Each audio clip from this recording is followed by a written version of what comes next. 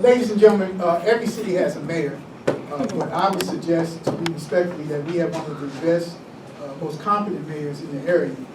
I'm a nerd. My daughter's accused of being a nerd. I'm guilty. I was reading around about the towns around Atlantic County, and every town that I've seen has had a tax increase but Atlantic City. It's had Galloway in the paper yesterday, Brigantine, all of them. This mayor has not only kept taxes down, he has focused on services that are important to our community, senior citizens, public safety, crime prevention, things that... Wait, you. Did you do the seniors? Did you? You want to come up? Yeah. There's one in every order. As Goodman was saying, young people, he is a strong supporter of NAACP financially, a strong supporter of the Youth Council financially, strong supporter of the adult branch financially. And that's why I'm proud to say that on Saturday, April 25th, God willing, he is going to be recipient of the President's Award for not only for what he's done as an elected official, what he's done as a community leader and very smart.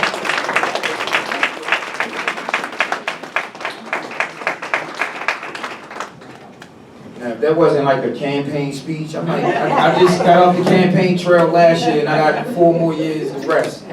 But good evening, everyone. Good evening. Good evening. Good evening. Y'all know what it is. And it's a great day here in the city of Atlantic City. Can we say great day? Great day. Yes, great day. I'm Mayor Marty Small Sr., Mayor of the great city of Atlantic City.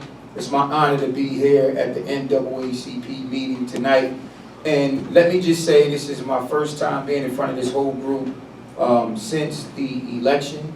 I'd like to thank each and every one of you for your support and making sure that Atlantic City dreamed big and voted small, and we done it with record numbers. We were blessed and fortunate and humbled to receive more votes than any other mayor under this form of government, and that is a thanks to people like you. And also, this is my first time since the trial was over, and I would like to thank each and every one of you for your prayers and support and dealing with a matter that never should have been in the courtroom. Everybody know that.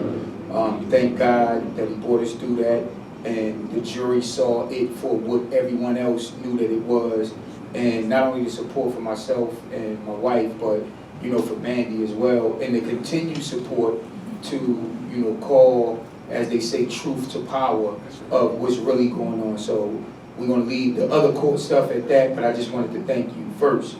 But as far as the great city of Atlantic City, we were dealing with this. It was business as usual. It's business as usual now. Let me go to my first agenda item. There's a lot of people that come and campaign before you and say cute terms during the campaign trail, like tax relief. I tell people it's one thing to run for office, it's another thing to govern. And we've been doing that. There's a release that is going to come out tomorrow ahead of the East Coast Gaming Congress that's going to show undisputed facts and data, and this is the state's data, that the great city of Atlantic City since 2020 is #1 in the state of New Jersey in tax decreases. Hey, #1. When is the last time you heard news like that? So the budget is prepared on our end. As you know, under the state takeover law, we have to travel to Trenton to present the budget. And I tell everyone all the time, we've been undefeated in presenting our budget to Trenton. What we take there, we come back with. And in this budget is a tax decrease for the 7th straight year. It includes, small raises for employees. You got to take care of your employees. And, we're excited about it to go up to Trenton and defend our budget. And I'm sure that we'll come back with the great news with the taxpayers that for the 7th year in a row, it's another tax decrease here in the great city of Atlantic City. We say it's a great day every day, but Friday and today was an historic day in the great city of Atlantic City. And I might get a standing ovation for 20 minutes for this. We started the paving project on Atlantic Avenue.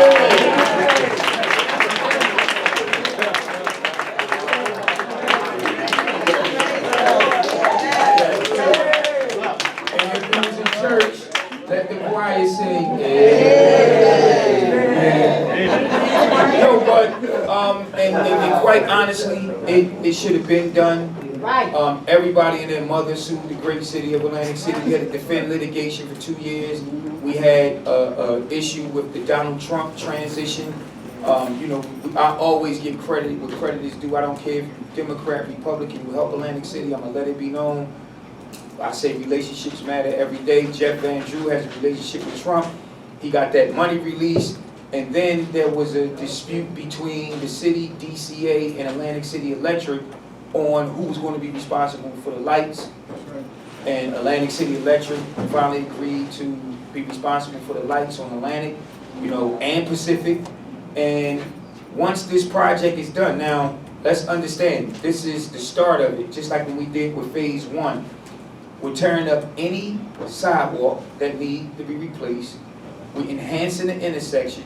We're getting better lighting. It's going to be much, much, much brighter.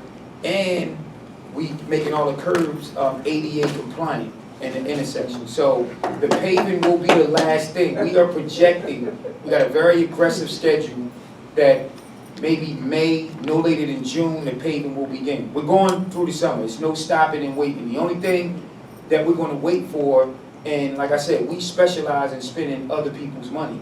This administration has got $250 million of infrastructure money, state and federal, at no cost to the taxpayer. So when the Department of Transportation came into my office, you know, late last year and said, we have some extra money, I was the wrong person to tell that to because I'm gonna go get it. So we got Baltic Avenue right here from Maine to Missouri done. So the commissioner was in the office, and my friends called me a professional beggar, so I was a professional beggar. We also got in that meeting, once it turns to Fairmont on the other side of Missouri, from Fairmont all the way around the turn to Winchester will be fully paved sometime this summer as well. In addition, Pacific Avenue received funds, and we let the people know this is not paving. This is about a 2 to 4 block paving situation, but this is to synchronize all the lights. But by the time they left my office, I got $5.3 million to pave the entire Pacific Avenue as well. So for the first time in history, not only will Atlantic and Pacific be paved, but it will also be synchronized. But a little underrated fact, and we also got MLK done from Route 30 to Mediterranean. One of the quiet facts, because the talk is about the streets and everything else, in addition to promising people in Venice Park like Speedy Marsh that we was going to get both bridges done, and we got both bridges done. We tore them down and rebuilt it. This administration has got $26.5 million in funds to redo the boardwalk. You know, we did from Bellevue past Boardwalk Hall right up to Trump Plaza. We stole a couple of blocks because the bidding came in. We're going to do from New Jersey all the way down to maybe MLK on the boardwalk. It was supposed to be New York, but this is real things happening under this administration for infrastructure, for the people that, you know, that live here, that travel these streets and everything. So that's what we've been doing as far as infrastructure, and my mantra is the small administration is paving and behaving. But another thing that we all should be happy about, like, I'm unapologetically when it comes to our youth and seniors. They are our two most precious resources. We're always going to put our money where our mouth is. Starting with this organization, I believe when it's all said and done, possibly over $60,000 in college scholarships to take children on college tours is coming to the NAACP Youth Council.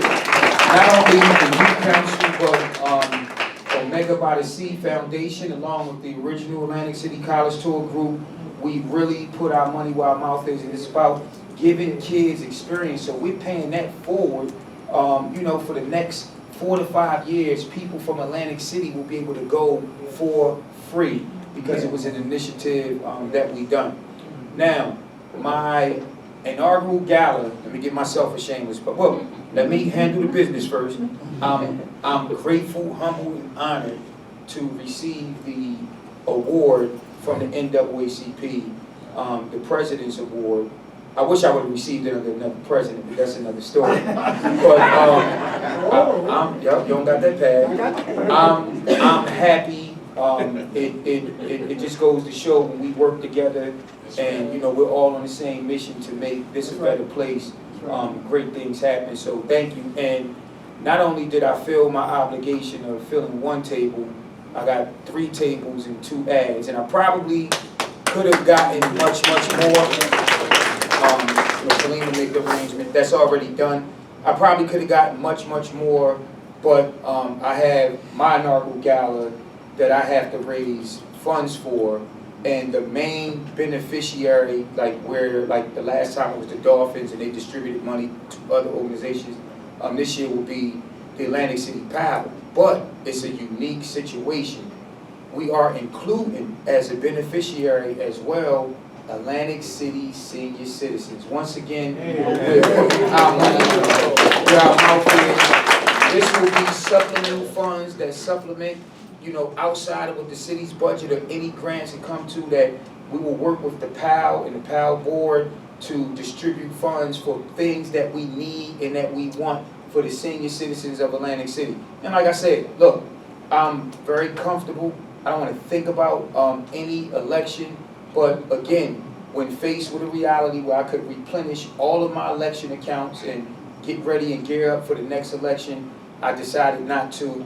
This time, the first time it was all youth groups. This time it's youth groups, seniors, and other groups that we're going to announce. There'll be a press conference next Monday. We're working with Hard Rock on a date and time when we formally announce. The gala is at Hard Rock, just like the NAACP event, and it will be on May 30th, Saturday, May 30th, 7 to 11. And then those of you who are night owls, the after party will be 11 o'clock to 3 in the morning. Yeah. But those are some exciting things that's going on in the great city of Atlantic City. I can keep talking and talking and talking and talking, but I really like engaging in dialogue with the people. And feel free to ask me any questions that you want, while I'm here. And kudos to my cameraman, Marty Boat Small Jr.